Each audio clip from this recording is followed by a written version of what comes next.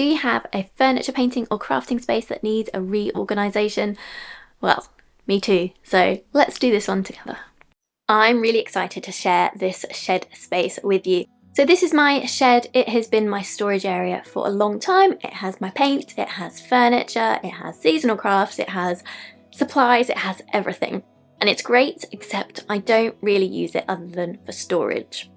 My plan, I am going to paint this wall because it's a little bit shabby with the water stains. I'm going to make this a nicer background, and then I'm going to be able to make more videos out here so that I've got a dedicated space, which is going to be so nice. But first I need to do a little bit of work of firstly painting this wall, which is not really a little bit of work, it is work because it's going to be white. And then I'm going to do an entire shed tidy up and shuffle and organise.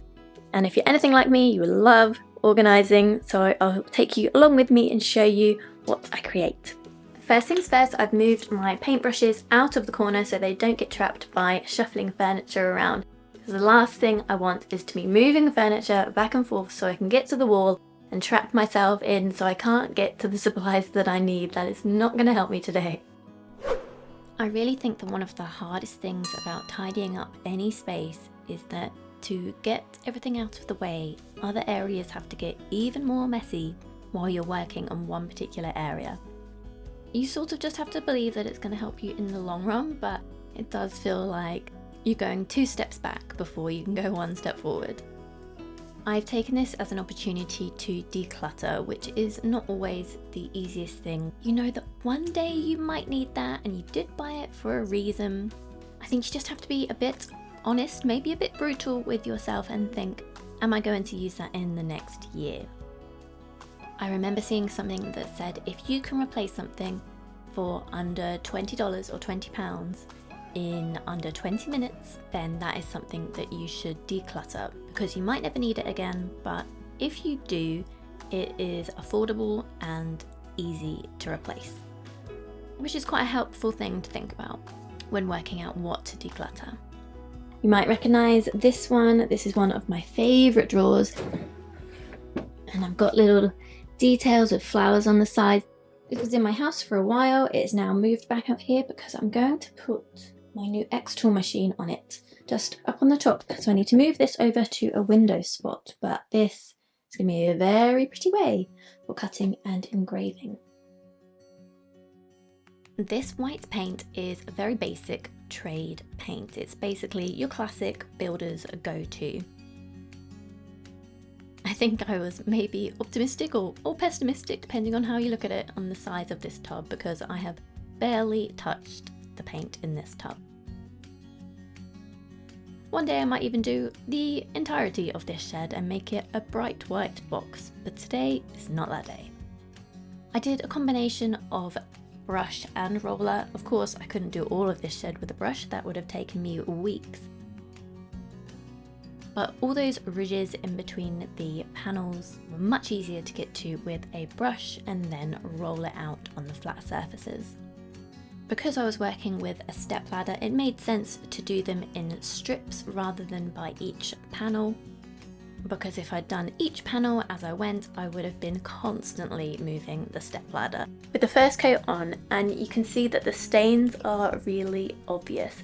And this was actually deliberate that I didn't do a stain blocker first, because I think after 1 coat of the colour, the stains are much more obvious than over the natural colour of the wood, especially with all the knots in there as well. So now I can go in and do my spot concealing with a stain blocker and then move on to coat 2 of the white. For my spot concealer, I used Bin Zinza, which is an amazing concealer for knots in wood or stains like this. It is quite smelly, that is the downside, but it does a brilliant job, so you can't really go wrong when you want it just to work simply. It's really runny, that is how it's supposed to be. It's not a case that you just need to stir it up more.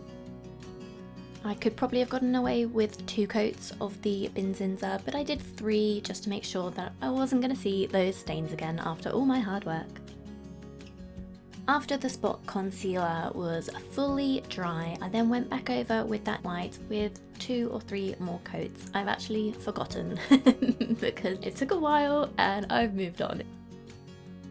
And I didn't end with this perfect solid white blank canvas. I think the slight variation and bit of texture that it leaves with this is much more interesting to look at. A little bit more realistic for the creative, painty, messy space that is my workshop. Note to self, if you ever leave a paint lid on the floor and think, it's fine, I'm not going to step in that, yes, you probably will. Apologies, we are a little bit out of focus. This will change in a minute. So I'd moved these beautiful drawers over to the window. I knew I needed my big, flat, sturdy space for this machine to go on top of, so I removed the mirror because of course I didn't need it, and I tried to remove the frame. However, now I remembered how securely I attached this frame. The frame is gonna stay. I think I'm gonna consider it a feature rather than a bug. One thing I'm most excited about moving my xTool onto these giant drawers is just how much space there is in these drawers. I can fill it with my materials, my project plans, and probably lots of other stuff too. So this is going to be so helpful. If you have a laser engraver or cutter, this giant masking tape is amazing. I find that really useful. So many test materials that come with the machine as well. I've barely even scratched the surface. There's so many things that I want to do with it. Look at this adorable bunny plate that I got reduced over Easter. I didn't make anything with it at the time, but let me know if you have any cute ideas for what I could do with that. I also found these bargain tumblers. They were about £3 each, and in fact one of them had 30% off because it had a broken lid. Well, for me, I'm going to be doing at least one test on how to work out how to engrave nicely on these tumblers. So a broken lid, already a really affordable cup, but with 30% off, very excited to get cracking with this. And finally, I have a space for my stencils. If you have stencils, where do you store them? I would love to know, because I have never found a good space that is big enough to hold my stencil collection. You need a huge flat area to hold them. I am very happy to have them tidied away in a big drawer. I did a blog post on how I organise my paint supplies, but if you haven't read that, then I will give you a few quick tips on how I best organise all of this so I can get to things quickly. There are a couple of different ways that you can organise your paint supplies, either by colour or by paint type. I do it by paint type, so I've got my mineral paint up there, chalk paints, clay paints, and what that does for me, it takes out the step of needing to remember how to either prep them or finish them, because they do require different products. So essentially it's a fast way to be saying, right, doing chalk paint today, I know what sealer I need, grab that one, grab the sealer, and we're ready to go. As well as having my paints organised, I've got my prep shelf organised too. So I know that I've got my cleaning products, my wood filler, my primer, and it means whatever stage of a project I'm at, I know the order that I need to do things. I can also take one of each, put them in a basket to my work area, and they're good to go. This is one of my favourite things I've made. So this little shelf is just made from pallet wood. I've added hooks to the bottom, and that is where I hang my paintbrushes to dry after I've given them a wash in the sink. Then once they're dry, I pop them over into my paint storage basket, and then they're good to go for whenever I need them. And if you're thinking, Rachel, why do you have so much paint? That is a fair question. I was a branded blogger for a few years, so I got so many supplies, which was really, really helpful, but it just means I need to stay on top of actually using the things that are open rather than buying anything new. This is what we're looking like after a bit of a tidy up. This is a pretty well organised space for me. So paints all together, separated by type, a shelf full of all my prep bits, my stains, paintbrushes and waxes, although you'll see the waxes are about to move, and then all my sealers as well. I've got a couple of cute little drawers that came out of some furniture that's no longer needed, so I'm going to turn them into cute little wall shelves. You can see that it won't lie flat against the wall because there's that wooden lip there, so I'm going to just add a couple of washers to the back to keep it nice and stable against the wall as well.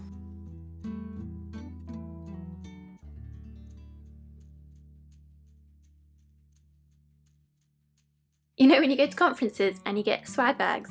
This is one of the best swag bag items I've ever seen. It's got a spirit level, which is why I'm showing it to you. It's got a ruler, it's got a stylus for tablets, and a screwdriver, which even has two ends.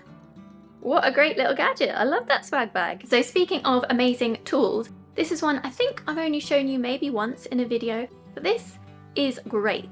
So I'm going to show you how this works for putting up shelves so that they're straight. So what you do, you put your spirit level on top, make sure your shelves are straight where you want them on the wall. And then you put this up against the hole that you've made and it shoots a dot of chalk onto the wall. So you make sure that you're drilling in the right place. And as this is just chalk, you can just wipe it off again.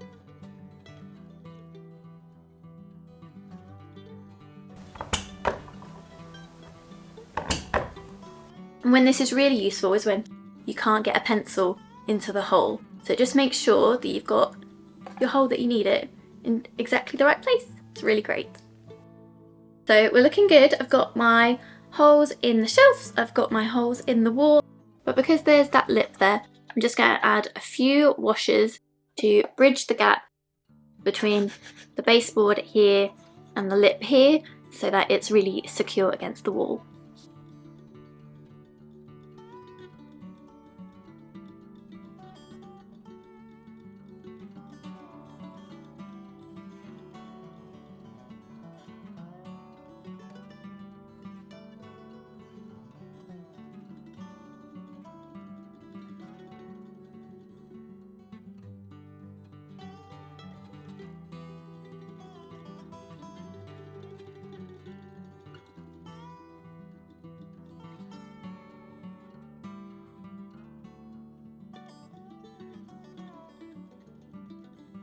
Where are we now? So we've got slightly more organised paint. We've got some of the colours moved up to the top and got rid of paints I don't use.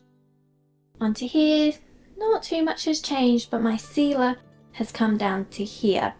It was up here previously, and now this is a seasonal section. So I've got autumn, pumpkins and bits and bobs, and Christmas up here. Then there's my furniture movers, really great, especially if you often work alone like I do. And then my adorable little shelves that will have something in them at some point. My paint inlay notice board. And the first project that's coming up. This is going to be my crafting table. It is definitely on the shabby end of shabby chic at the moment, but going to be beautiful soon, then we can get crafting. And my xTool area, it's got a little bit more full now, but we're going to see some fun projects happening here too. Is this shed perfect? No. Is it finished? Probably not, but it's a start and that's all I was really trying to achieve.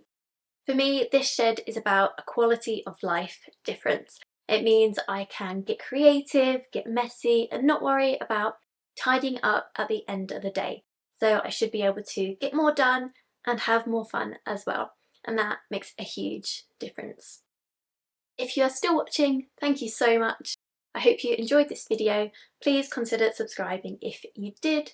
Until next time, thanks again. Bye.